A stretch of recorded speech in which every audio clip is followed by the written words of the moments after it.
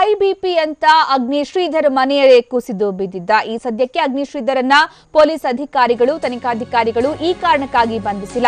ಬೆಳಗ್ಗೆಯಿಂದ ಅಗ್ನಿಶ್ರೀಧರ್ ಮನೆಯನ್ನ ಪೊಲೀಸರು ಶೋಧನೆ ಮಾಡ್ತಾ ಇದ್ರು. ಅಗ್ನಿಶ್ರೀಧರ್ ಮನೆಯಲ್ಲಿ 2 ರಿವಾಲ್ವರ್ ಲೈಸೆನ್ಸ್ ಇಲ್ಲದೆ ಇರೋದು ಸಿಕ್ಕಿತ್ತು. ಹಾಗೆ ಸಜೀವ ಮದ್ದುಗುಂಡು ಕೂಡ ಸಿಕ್ಕಿತ್ತು.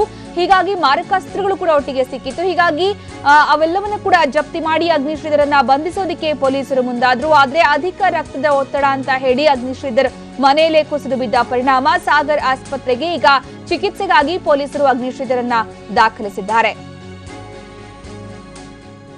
ಇನ್ನು ಕಡಬಗೆ ಶ್ರೀನಿವಾಸ್ ಶೂಟೌಟ್ ಪ್ರಕರಣಕ್ಕೆ ಸಂಬಂಧಪಟ್ಟಂತೆ ಒಂಟೆ ರೋಹಿತ್ ಕೈವಾಡ ಇದರಲ್ಲಿ ಇದೆ ಅನ್ನುವಂತಹ ಕಾರಣಕ್ಕಾಗಿ ಹಾಗೆ ಆ ಒಂಟೆ ರೋಹಿತ್ಗೆ ಆಶ್ರಯ ಕೊಟ್ಟಂತಹ ಆರೋಪವನ್ನ ಅಗ್ನಿಶ್ರೀಧರ್ ಈಗ ಎದುರಿಸ್ತಾ ಇದ್ದಾರೆ. ಹೀಗಾಗಿ ಅಗ್ನಿಶ್ರೀಧರ್ ಮನೆಯ ಪರಿಶೀಲನೆ ಕೂಡ ನಡೆಸಲಾಯಿತು. ಜೊತೆಗೆ ಅಲ್ಲಿದ್ದಂತಹ ಮಾರಕಾಸ್ತ್ರಗಳನ್ನ ಹಾಗೆ ಹಣವನ್ನ ಕೂಡ ವಶಕ್ಕೆ ತೆಗೆದುಕೊಳ್ಳಲಾಗಿದೆ. ಇನ್ನು ಮಿನಿ ಬಾರ್ ಅನ್ನ ಕೂಡ ಅಗ್ನಿಶ್ರೀಧರ್ ಮನೆಯಲ್ಲಿ ಓಪನ್ ಮಾಡಿಕೊಂಡಿದ್ರು. ಅದರಲ್ಲಿ ದುಬಾರಿ ಬೆಲೆಯ ಮದ್ಯ ಕೂಡ ಸಿಕ್ಕಿತ್ತು. ಅವೆಲ್ಲವನ್ನ ಕೂಡ ಪೊಲೀಸರು ಜಪ್ತಿ ಮಾಡಿಕೊಂಡಿದ್ದಾರೆ. ಯಾಕಂತಂದ್ರೆ ಈಗಾಗಲೇ 9 ಲೀಟರ್ ಮದ್ಯವನ್ನ ಮಾತ್ರ ಒಬ್ರು ಮನೆಯಲ್ಲಿ ಇಟ್ಕೋಬಹುದು. ಅದಕ್ಕಿಂತ ಹೆಚ್ಚಿನ ಮದ್ಯವನ್ನ ಇಟ್ಕೊಂಡ್ರೆ ಅದಕ್ಕೆ ದಾಖಲೆಗಳನ್ನ ಕೊಡಬೇಕಾಗುತ್ತೆ. ಆದ್ರೆ ಅದ್ಯಾವುದು ಕೂಡ ಅಲ್ಲಿ ಸಿಕ್ಕಿಲ್ಲ ಅಂತ ಕೂಡ ಹೇಳಲಾಗ್ತಾ ಇದೆ. ಹೀಗಾಗಿ ಅವೆಲ್ಲವನ್ನ ಕೂಡ ವಶಕ್ಕೆ ಪಡ್ಕೊಂಡಂತಹ ಪೊಲೀಸರು ಅಗ್ನಿಶ್ರೀಧರನ್ನ ಬಂಧಿಸೋದಕ್ಕೆ ಮುಂದಾದ್ರು. ಆಗ ಅಗ್ನಿಶ್ರೀಧರ್ ಅಧಿಕ ರಕ್ತದ ಒತ್ತಡ ಅಂತ ಹೇಳಿ ಹಠಾತ್ ಕುಸಿದು ಬಿದ್ದ ಪರಿಣಾಮ ಅವ್ರನ್ನ ಈಗ ಸಾಗರ್ ಅಪೋಲೋ ಆಸ್ಪತ್ರೆಗೆ ದಾಖಲು ಮಾಡಲಾಗಿದೆ. ಸದ್ಯ ಆಸ್ಪತ್ರೆಯಲ್ಲಿ ಈಗ ಚಿಕಿತ್ಸೆಯನ್ನ ಪಡ್ಕೊಳ್ತಾ ಇದ್ದಾರೆ.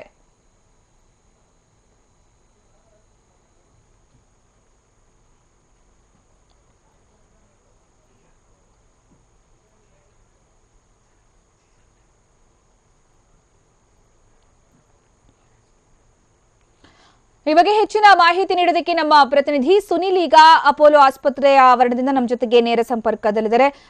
ಸುನಿಲ್, ಈಗ ಅಗ್ನಿಶ್ರೀಧರ್ ಹೈ ಬಿಪಿ ಅಂತ ಹೇಳಿ ಕುಸಿದು ಬಿದ್ದು ಆಸ್ಪತ್ರೆಗೆ ದಾಖಲಾಗಿದ್ದಾರೆ. ಅವರ ಸಿಚುವೇಶನ್ ಹೇಗಿದೆ? ಈಗ ವೈದ್ಯರು ಏನು ಹೇಳ್ತಾರೆ? ನಿಜವಾಗ್ಲೂ ಹೈ ಬಿಪಿ ಆಗಿದೆಯಾ?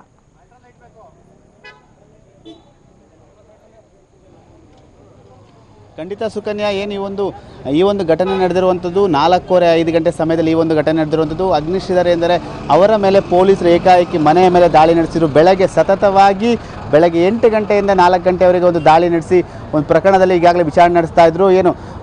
ಹೆಚ್ಚುವರಿ ಪೊಲೀಸ್ ಆಯುಕ್ತ ಹೇಮಂತ್ ನಿಂಬಾಳ್ಕರ್ ಮತ್ತು DCP ಹರ್ಷ, DCP ಶರಣಪ್ಪ, DCP ನಾರಾಯಣ ನೇತೃತ್ವದಲ್ಲಿ ಒಂದು ವಿಚಾರಣೆ ಸಹ ನಡೀತಾ ಇತ್ತು.